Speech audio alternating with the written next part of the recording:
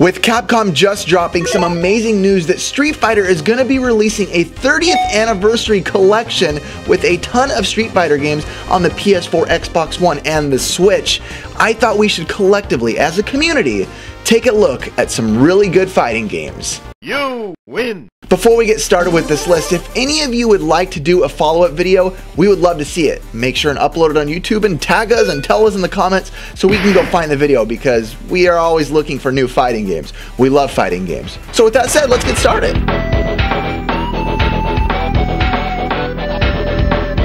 So the first game that I wanted to mention that I love, that's really gotten me really deep back into one-on-one fighting games, or I guess two-on-two fighting games, would be the Marvel vs. Capcom games. The Marvel vs. Capcom games, in my opinion, are the best graphic stylings of any of these games. These really speak to that cartoon animated kid inside of me, something about it. Even though I know it's not like a Dragon's Lair type game, when I started playing these games, it really reminded me of Saturday morning cartoons. Now again, I know it technically isn't that type of game. That's more of a Dragon's Lair animation would be speaking to that.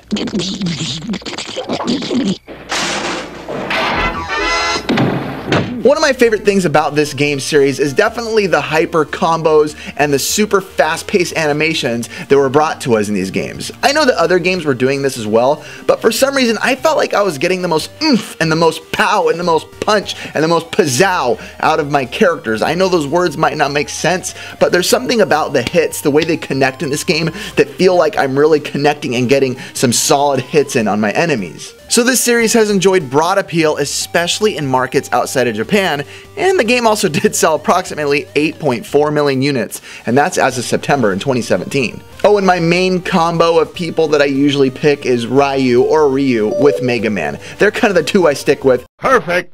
So when it comes to fighting games that made my parents feel uncomfortable, it wasn't Mortal Kombat I was always going to, which I did like a lot, but it was Killer Instinct, which we got in 1994 by Rare. Killer Instinct.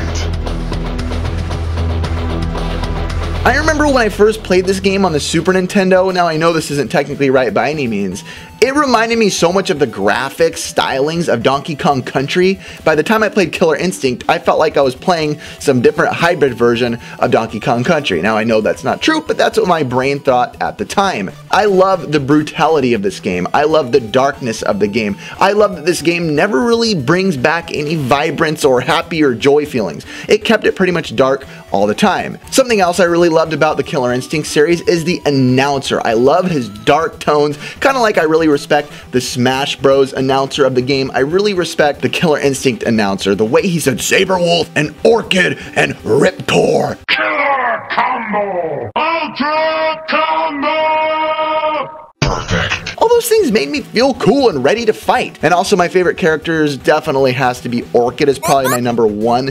And then also Saberwolf, maybe Riptor here and there. But overall, if you haven't played the Killer Instinct games, you need to play it. The Ultra Combos is something that you need to experience yourself. Perfect. Here's a game series if you haven't played you need to play. Now there's not that many of them in the series, but it's a really good game. And that is the Power Stone games. Welcome to Power Stone War.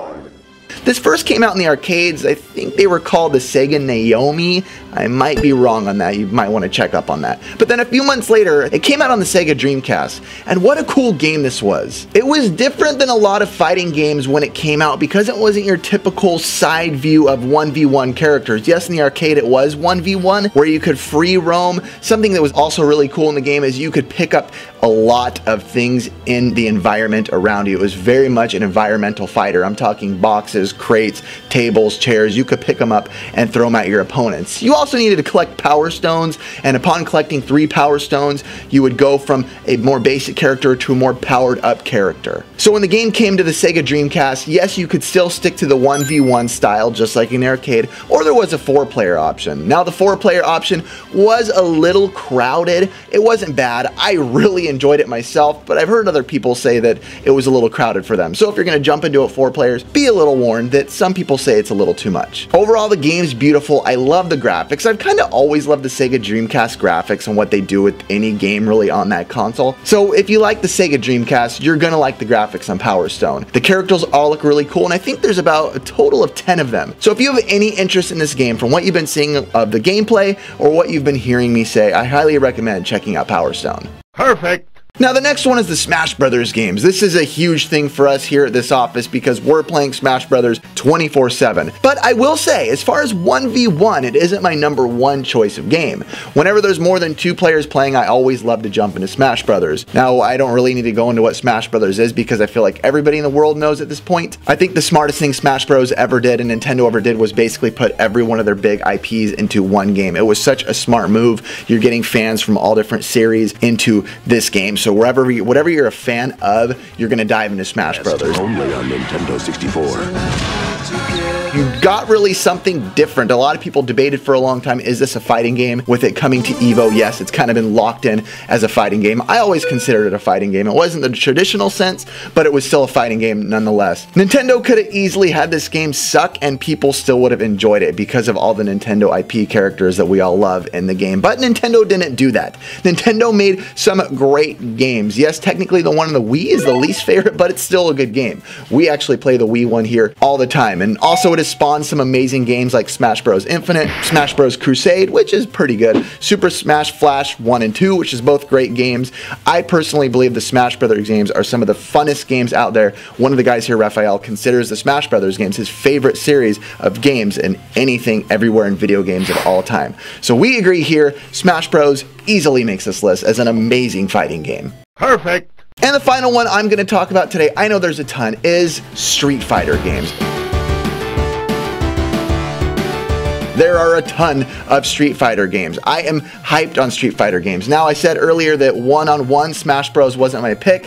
When you go one-on-one fighting, Street Fighter is definitely the go-to for me. And I like to stick with the basic Street Fighter 2 on the Super Nintendo. That is my preferred way to play, with a basic SNES controller in hand. Not a joystick, nothing like that. Not even the arcade versions. Although growing up, we used to play in the arcade all the time at the liquor store across the street with me and my brothers. But Street Fighter has really ingrained itself into my family that it is the choice for a fighting game. Anytime my family wants to settle some sort of "are you a good gamer" thing, we go to Street Fighter and we play, which my oldest brother kind of kicks butt at that game, which we're all actually really good. We've had tournaments otherwise in different places with friends, different offices, different groups, and I have to admit, in not a bragging way, that I normally come on top, unless my brothers are in there. I normally come out on top in a situation like that. So I'm happy for that. Perfect.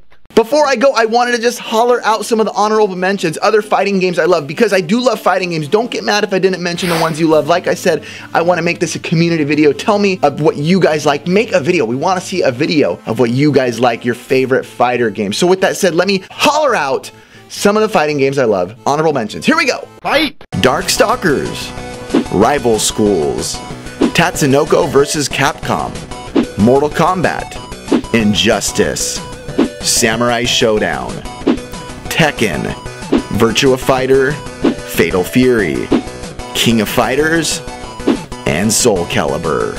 Fight! Alright guys, that is it. Make sure and subscribe if you want to see more. We put out basically daily videos, like usually 5 days a week. So hang around, we play games, and we do a lot of topics, and we would love for these topics to become more community involved with you guys talking and doing video responses, because we just love that intermingle. Let me know what you guys want to see next. That's it from us here. Superhero Game Squad. Adios.